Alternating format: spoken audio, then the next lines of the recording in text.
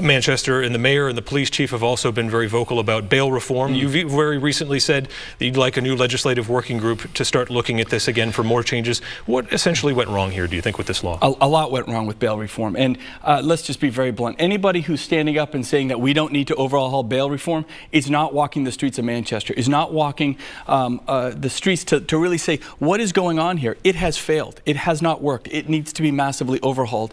And any argument otherwise is just trying to be political. At the end of the day, this isn't Republican, this isn't Democrat. This is about bringing a group of bipartisan legislators, bringing in the stakeholders so they can tell their firsthand stories, where there's the chief of police, Chief Capano in Manchester, been doing a great job. He understands it. His folks are right on the front lines of it. Bringing in the superintendents of the jails, bringing in the bail commissioners, bringing in some of the judges, letting everyone tell their story about how the unintended consequences are quite severe, and they're really putting a lot of people at risk.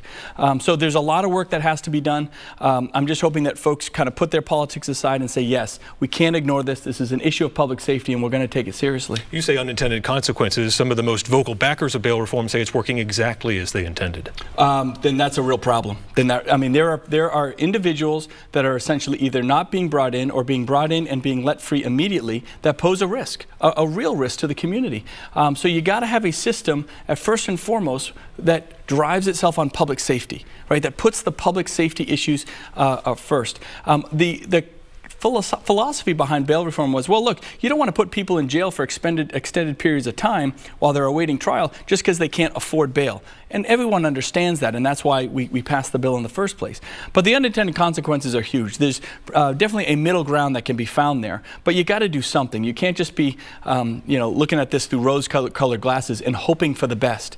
Not only has it not worked, it hasn't worked really quickly. It's only been a few months here, and already we're seeing some pretty drastic results. So folks here in Manchester understand it. They're standing up. Folks in the other communities are standing up.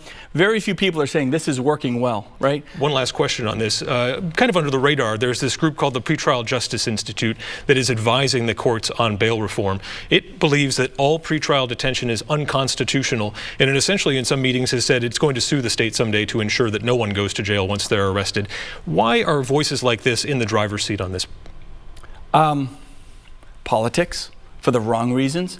If you're going to tell me that holding somebody that could be a danger to the community for pretrial reasons is unconstitutional, absolutely not. That's crazy. So we're just going to let everybody out and do whatever they want when we know that there is probable cause and there was enough cause to make an arrest in the first place. That doesn't make any sense. So you have groups like the ACLU and folks like that are driving on these initiatives because they don't want to see anybody in jail. They just want everybody out roaming free. But look at what it's doing. Walk the streets of Manchester. There's an issue going on here. The police chief sees it. The mayor sees it. She's been very vocal about it. And I'm standing up and saying, look, this isn't political. This isn't about appeasing a constituency. This is about just doing right by the issues of public safety.